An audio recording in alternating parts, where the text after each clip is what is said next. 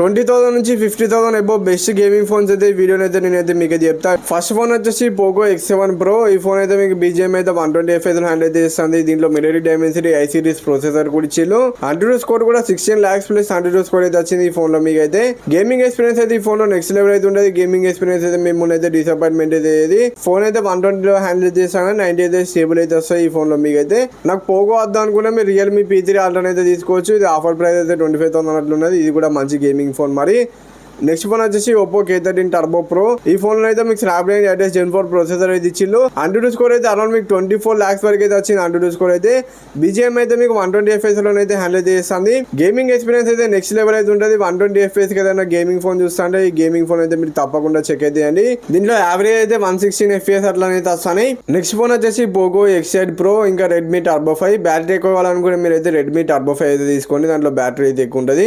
రెండు phones prices ఎంత ఉన్నాయో స్క్రీన్ పై చేసిన.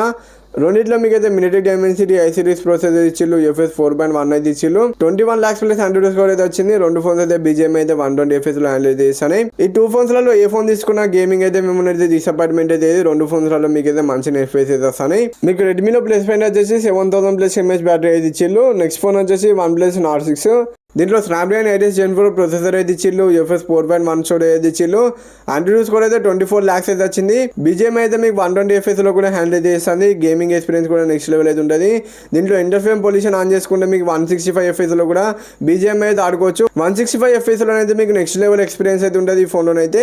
గేమింగ్ అయితే మిమ్మల్ని అయితే డిసప్పాయింట్మెంట్ అయితే నెక్స్ట్ లెవెల్ గేమింగ్ ఫోన్ అని చెప్పుకోవచ్చు. యావరేజ్ FPS అయితే 113 FPS అట్లా వస్తాయి. మీకు అయితే 120 FPS లో అయితే ఆడితే ఇంటర్ఫేమ్ పొల్యూషన్ ఆన్ చేసుకుని ఆడితే మీకు 162 FPS అట్లా వస్తాయి. నెక్స్ట్ ఫోన్ వచ్చేసి iQOO 15. మరి ఇది అండర్ 80,000 లో బెస్ట్ గేమింగ్ ఫోన్ అని నేనైతే మీకు చెప్తా. దీంట్లో స్నాప్డ్రాగన్ 8 Elite ప్రొసెసర్ అయితే ఇచ్చిల్లు. UFS 4.1 స్టోరేజ్ ఇచ్చిల్లు. BGM అయితే మీకు 120 FPS లో అయితే హ్యాండిల్ చేస్తుంది ఈ ఫోన్ అయితే. మీకైతే యావరేజ్ గా 118 FPS అయితే వస్తాయి ఈ ఫోన్ లో. మీకైతే గేమింగ్ ఎక్స్పీరియన్స్ అయితే నెక్స్ట్ లెవెల్ అయితే ఉన్నది. స్టేబుల్ పర్ఫార్మెన్స్ కూడా ఉన్నది ఈ ఫోన్ లో. మీకైతే ఎక్స్పెన్సివ్ గేమింగ్ ఫోన్ కావాలనుకుంటే ఈ గేమింగ్ ఫోన్ అయితే ఒకసారి మీరు అయితే చెక్ అయితే చేయండి.